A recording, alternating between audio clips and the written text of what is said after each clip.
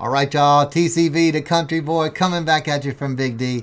As y'all know, my boss man done gave me the green light. He's like, go ahead, keep doing your videos. So I'm like, cool, I'm going to do that. And I want to let y'all know that if y'all personally know somebody who wants to get rid of a house, that don't want to mess with it anymore, anywhere in the U.S., let me know. I'm also supposed to let y'all know that all these songs that I'm playing are not owned by me, are not copyrighted by me. I am only here to help promote this song and let y'all know that they are badass and y'all need to go and check them out. And if y'all want to do so, bam, this is a badass song, go buy it. So that's what I'm here to do. If it's not badass, I'm not going to promote it. First of all, you ain't never going to see it. So everything that I do is going to be cool in one respect or another. So copyright people that own them, don't flag me, man. Don't strike me. Don't do all that stuff, man. I'm doing it to promote songs and to people that don't know this stuff, man. Damn. Give me a break, man. Leave me alone. All right. Is that good enough for y'all? All right. Let's go on to some stuff. You know, we've been doing a lot of stuff on Tupac, and you know how a lot of people say he wasn't a gangster. He was a gangster. He was playing a part. He wasn't playing a part. No, he was a reporter reporting what it's like in the hood from the side of gangsters because he knows some of them and stuff like that. Well, I don't know if he was a wannabe gangster or he converted. You know, how do you be a wannabe gangsters? How do you wannabe, or how do you become a wannabe gangbanger? You know what I mean? You either are or you're not. And if he chose at any point in time to hang out with some of Suge's Bloods and become a gangbanger, then you know what? He was banging, he was slanging, and he was doing his thanging. So, you know, I don't know.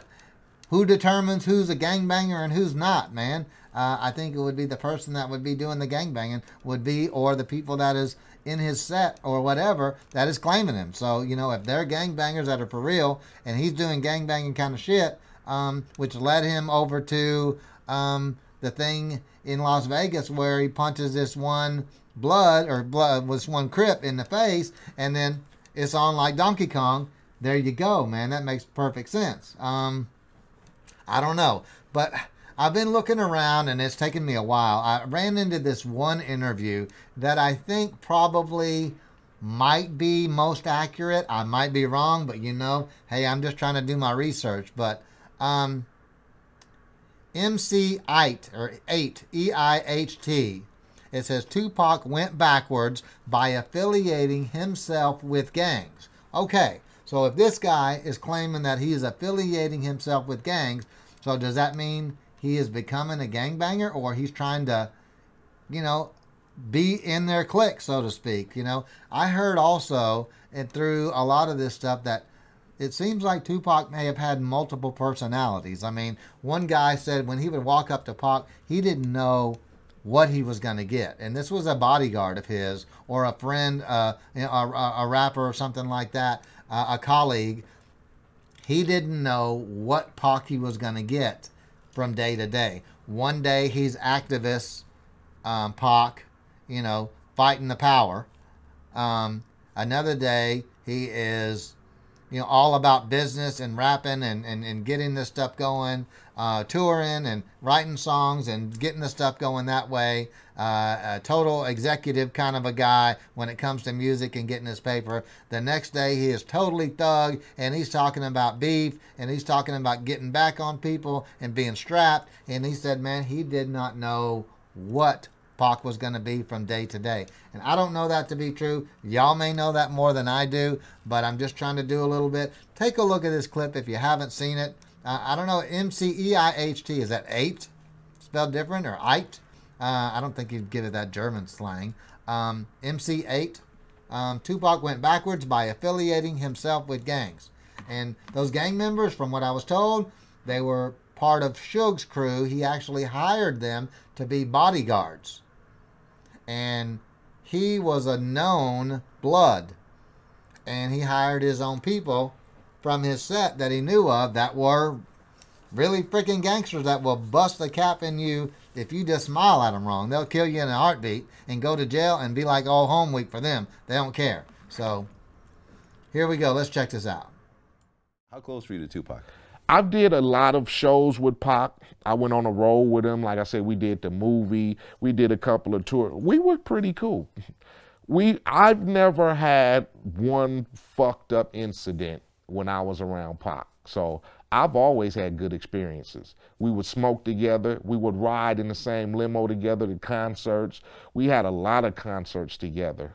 So he was always cool to me. I know people might say he was, he was this or that, or he was just, funny because he wanted to be this type of person or that type of person. But sometimes you just gotta let a motherfucker be who they are, accept them for who they are, and that's it. And that was me.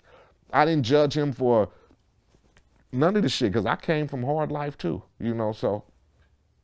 Being connected to Compton the way you were, or the way you are, actually, how did you feel when the murder happened in Las Vegas, and what ultimately started happening in Compton when the war broke out afterwards? To me, I felt like basically just knowing him for the time I did, I thought it was, one of those scenarios to where you ask what you get for, He left us with this image of being this, 1 minute he could be, girls, fuck that, and stand up and empower yourselves, to one image, it was fuck the world and I'm gonna shoot you and blast on you, to one image, I'm gangbanging and I'm with Suge and the Bloods. And so to me, it was a hard road because it was some of those situations that he should have avoided, Gangbanging is going backwards, especially if you started off on a different path. Like you didn't start here. You started in other places, Brooklyn, whatever. You didn't start here. So to go through all you went through and your end result is being killed in a drive-by, affiliation is like way beyond the aspect of because you could have been here and left a way better mark, especially when it came to the rap game. But like I said, I was one to never judge. It just, to me, I just felt like it was a fucked up situation because basically you didn't have to be in that situation. Well, I interviewed BG Knockout. Okay. You know? Yeah, I know BG.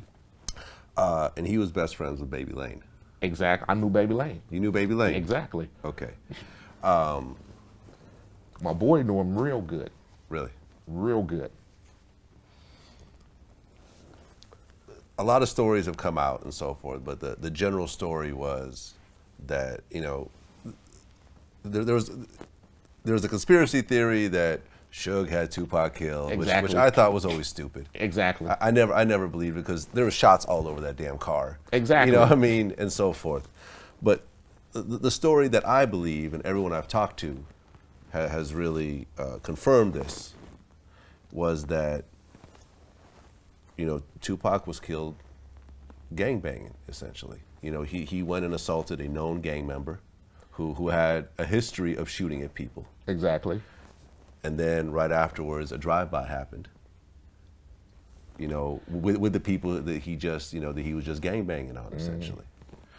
You know what I'm saying? And, there was actually a documentary that came out recently. Did you see it? I heard about it. Yeah, I heard it. Where, my boy from New York called me about it. Right. I know the guys. I actually interviewed the guys, Greg Kading and all the and some of the other police officers around that, as well as BG Knockout about this, where Keefe D actually, Keefe. Yeah. And Keefe D actually testified on tape about the actual events of the shooting, and basically said that the shooting was a retaliation over what had just happened. Exactly. And he named everyone in the car, including Orlando, and said that Orlando was the one that actually did Exactly. I've heard about the documentary. Yeah. I mean, the streets talk. Eventually the streets talk. And like I said, it was basically a situation Pac shouldn't have been in. Like you said, it's gangbanging or whatever people want to say. But when it boils down to it, they say, you know, you had the Bloods and you had the Crips. And everybody knew about the incident that happened with the chain and the mall and all that. Yeah. So my thing about that is, like, you have to really tread lightly when it comes to gang banging, affiliation, and who you fucking with. Because you might be trying to prove a point to the dudes you around, but you never have any idea who the fuck you fucking with. And you don't know if this dude done killed 50 motherfuckers or nobody.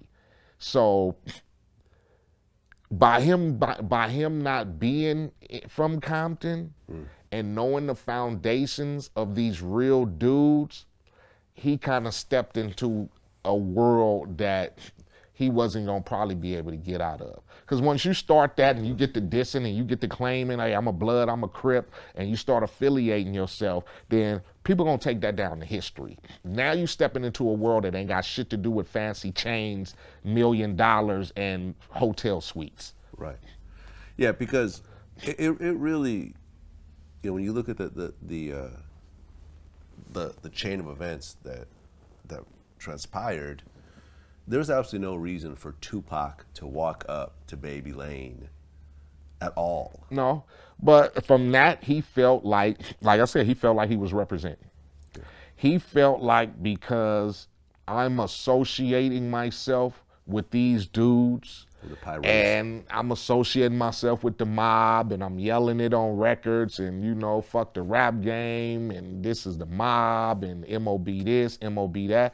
He wanted to show them that he really wanted to be loyal to them. I mean, I get it, you know, but it's certain things that you don't do just for, you know, to want to belong. You know what I'm saying?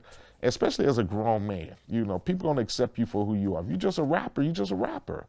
They gonna like, they shouldn't like you no better if you're a rapper, or, hey man, now you gotta put this rag in your back pocket and be what. Nobody put in his, like, you gotta do this. He wanted to belong.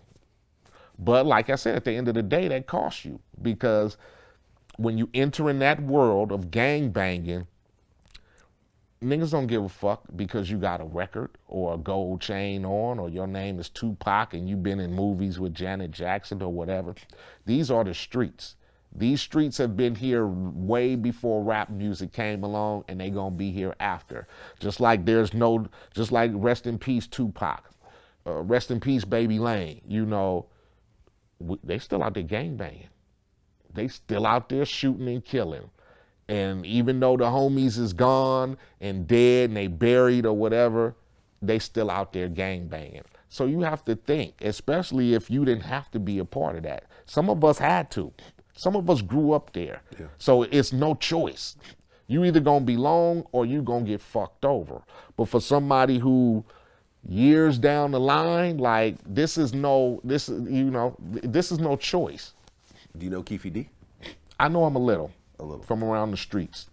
He's from my boys' neighborhood. Okay. They from the same neighborhood. Okay. But you don't actually, so you know him a little bit, but. Yeah, exactly. I mean, did you hear the actual audio confession? I didn't hear it. I mean, I've been getting calls because a lot of dudes from out of other states want me to, like, hey man, have you seen this or have you heard it? How authentic is this, or how real is it? And if it's coming from a dude who know what's going on, then you gotta, 90% of that is probably real. Well, he's actually the last living person that was in that car. So, I mean, you have to take it for heed. That's how I say. You can't second guess. You have to take it for heed. And if a person is talking about what really, and he was there, and what else could he be getting out of it? You know what I'm saying? Well, I mean, what he got out of it was he was facing life in prison. Exactly. And he was basically, they had surveillance on him because he was running a heroin ring, a PCP ring. And in exchange, like I got the whole story from the actual police officer, and the thing was that he was facing life in prison, and he had a chance to get out of that by giving them a bunch of information they wanted, and his testimony, his statements could not be used against him to implicate him in those crimes. In those situations. Yeah. Well, that was smart. Hey, but like I said, if you got a chance to speak your story and it's not going to implicate you and you want to have a chance to tell people what really happened, maybe that's why he did it. Maybe he wanted people to really know what was the realness behind Pac, Biggie, Puffy, Baby Lane, and whatever, you know. We around Compton, we've heard it.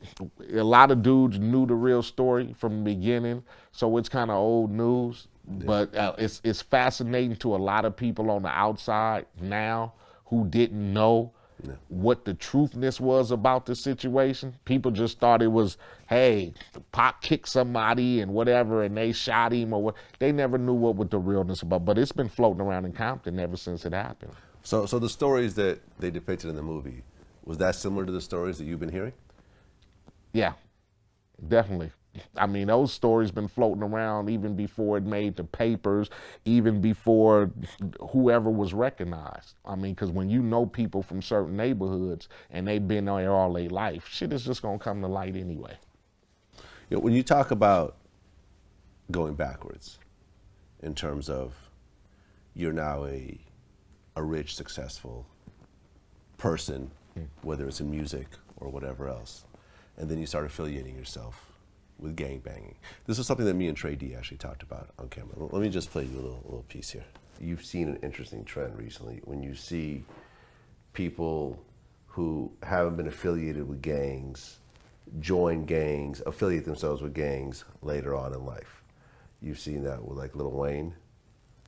You've also seen it with Chris Brown. Yes. I don't know what the situation happened, you know, at that club with Chris Brown and Sugar, whatever, but you know, the first thought was, okay, this sounds like it's gang related. Yes, you know what I mean? Just from the outside. It did. From the outside.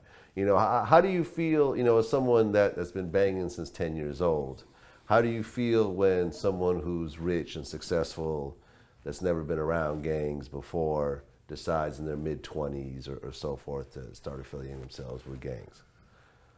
Well, I feel it has to either be a psychological defect to where you don't want to enjoy your life and enjoy your wealth and, you know, ride around on boats and, you know, pop bottles and just you know, live a stress-free, you know, life as far as attracting unwanted attention and aggression upon yourself. Why would you want to be rich and start fighting people? I mean, it makes no sense to me. So, you know, I see it as like the peer pressure aspect is that, you know, is this what you really want for yourself, or do you feel that this is the only way you'll be secure in certain areas? So are you buying into it for protection, or? I feel dudes do it because they fascinated with the lifestyle.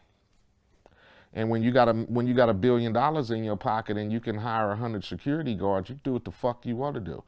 If I want to say I'm a Crip today, that's what I'm gonna do. Who gonna stop me? Who? First of all, you're not gonna even be able to touch me. And half the dudes who start doing that are in that position.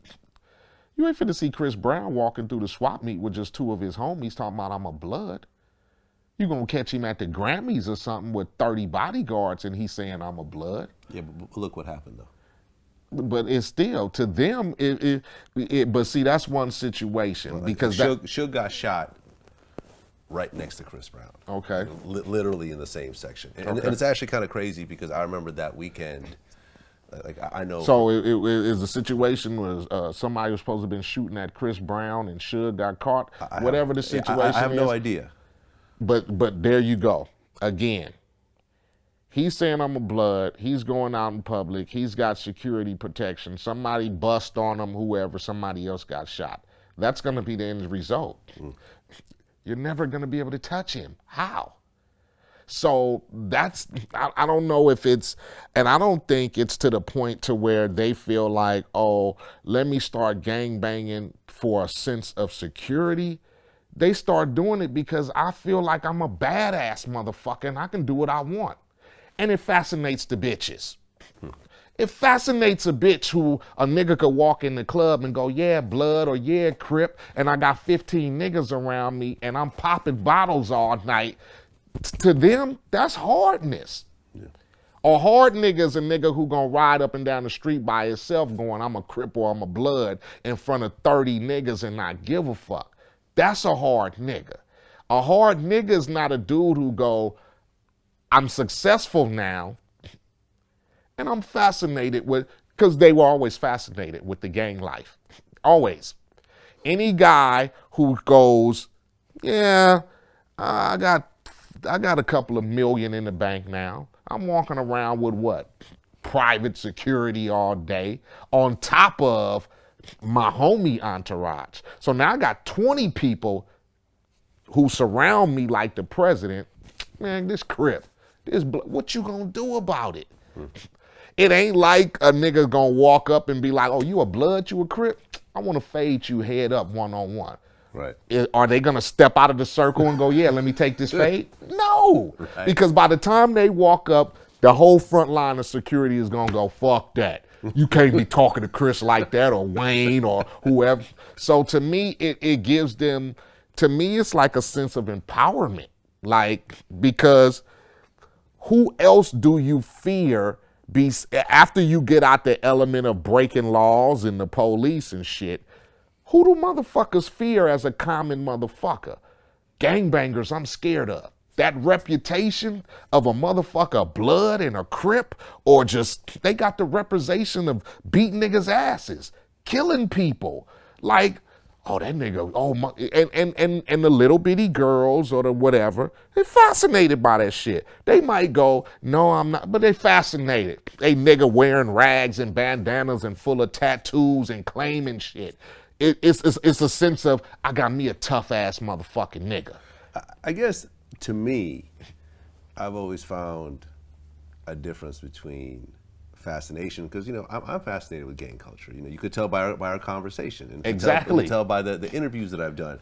I did an episode of American Gangster on Mac Dre. I am definitely fascinated by gang culture. At no point did I ever say I'm going to join in and I'm gonna actually be part of this, even though I may or may not have been able to do it. I never even entertained that type of thought, because I figured this is crazy. Why would I want to put myself into this level of danger?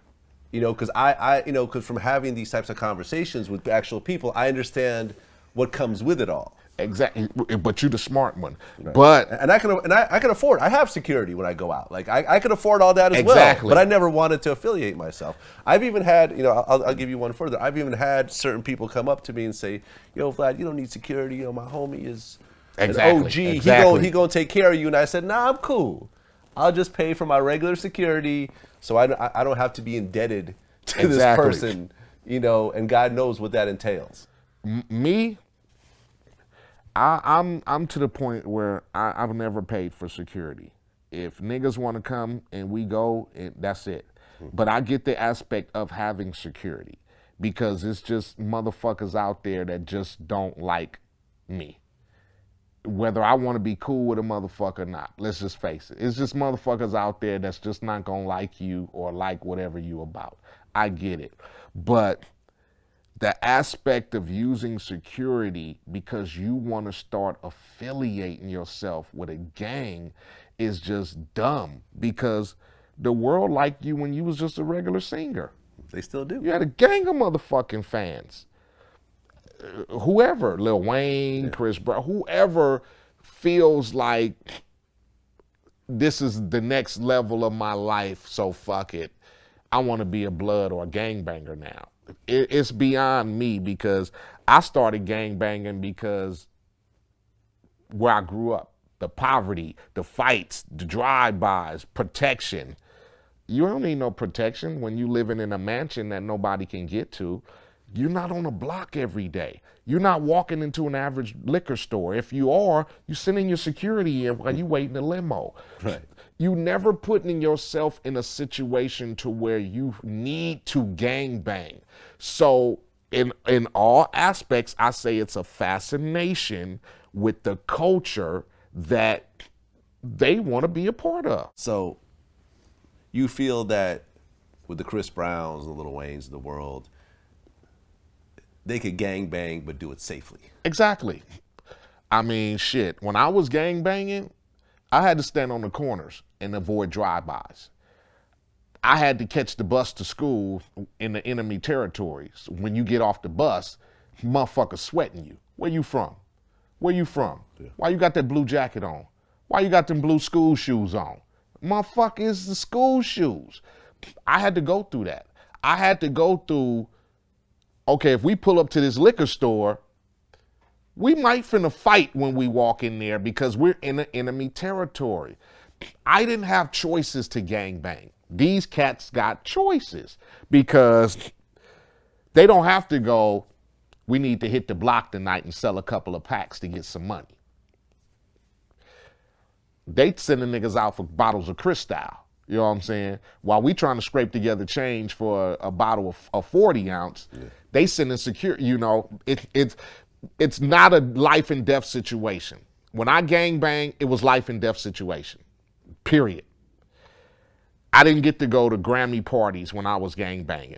And even as when I started rapping, I was still affiliating myself. So it was more for me to be accepted going back to the block as to getting invited to somebody's party. Sure. They don't live that.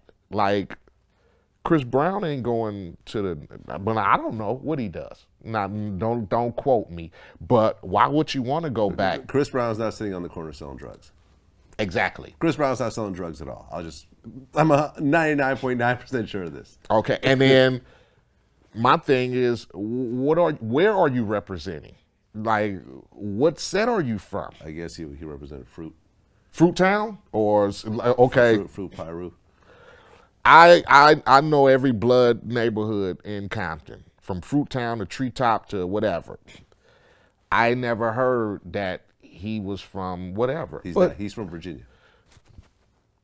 Okay, my thing is, why would you want to do? Okay, I get it.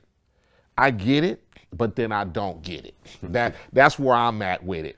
I get it why you would want to, because on your level, being a gangbanger is fun. Get me? Being a gangbanger is fun. We fly private jets. We fucking drink $200 bottles of champagne. We got on $1 million chains. Being a gangbanger is fun. When I gangbang, it is not fun. You get me? It ain't the only $1 million niggas are the big drug dealers.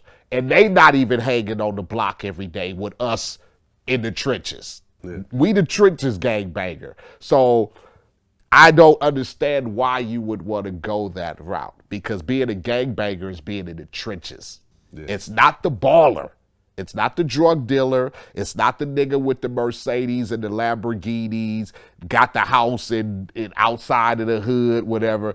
Being a gangbanger is being in the trenches. We selling dope over here, $10, $20 pieces. Police is jacking us every 30, 40 minutes. Enemies is coming through the neighborhood looking for people to kill. That's gangbanging. Gangbanging is not a fashion statement of going, I got a blood or Crip tattoo, I got a rag in my pocket, and fuck you, I'm a blood. Who says I ain't? I'm a Crip. Who says I ain't? Yeah. Who go tell me I'm not? Okay. Wow. Well, based on this guy, you know, I can kind of see what he's talking about. And you know, after one of the bodyguards who was a blood that worked for Suge said that, number one, at first they was a little pissed off that Tupac had MOB as far as a tattoo on him, and he wasn't even a blood. So why he was doing that, or why he had that, that kind of pissed him off a little bit. But he got a waiver, so to speak. He got a little extra slack cut because, number one, Suge was paying him. Suge was a blood. Suge vouched for him. So if he wanted to be a blood, you know what? And he was going to try to prove himself, you know what? They was going to let him do it. You know what?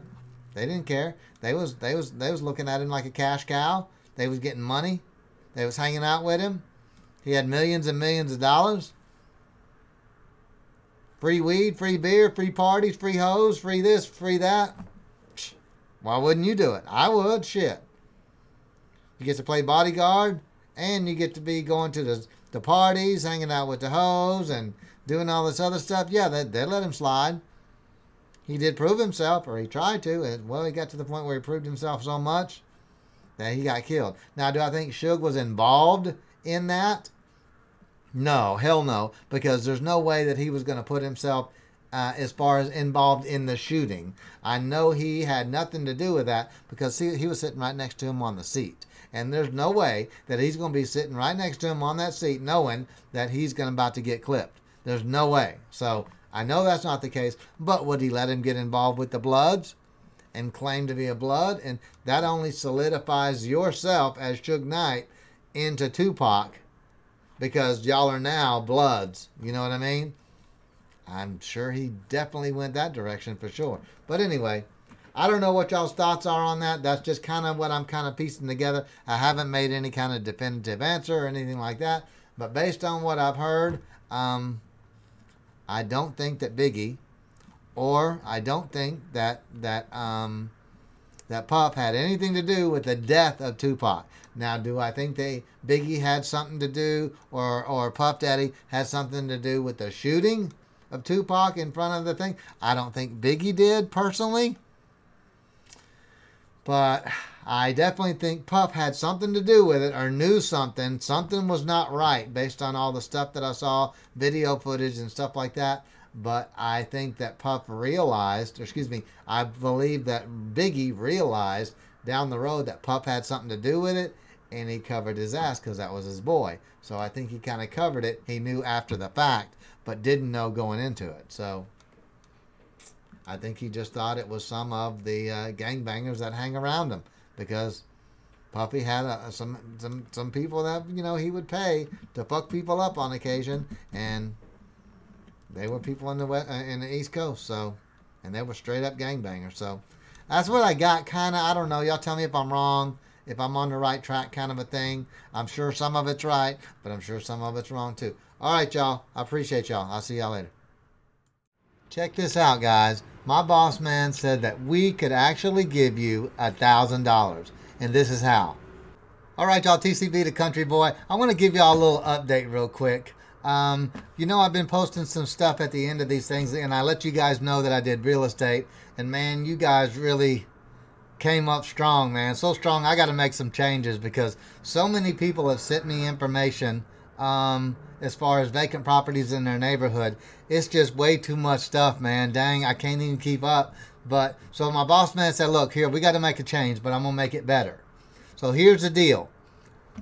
Anywhere in the United States, if you guys know of somebody who has a property that they want to get rid of, it's got to be a single family, regular house, in a decent, livable neighborhood, and it's basically a decent condition property. It can't have no big old hole in the roof and, you know, water flying in and mold damage everywhere, or a burned out kind of a thing. And it's got to be a decent or almost in decent livable condition. And if we end up buying that house, I tell you what we'll do. We'll give you $1,000 just for giving us the hookup. If we buy it, that's it, man. Simple as that. $1,000 in your pocket, man. Damn, that's it. Anywhere in the continental U.S. So that's the deal, man. I appreciate y'all. Man, we got so many people that sent me over houses. I couldn't even keep up, man. Damn. Be careful what you wish for, because sometimes it will come in the form of a tidal wave. And that's what happened, y'all. So there we go, man. I appreciate y'all so much. Let's keep this bad boy going. All right, y'all. I'm going to give you my email address real quick, which is also on the About page. So if y'all know of any houses, or y'all have family members that have houses, or hell, if you got houses, you can deal with me, man. We'll hook it up, man. All right, so let's get on to this fun stuff. Then we can do some business and some fun at the same time. So there you go, y'all. I appreciate it.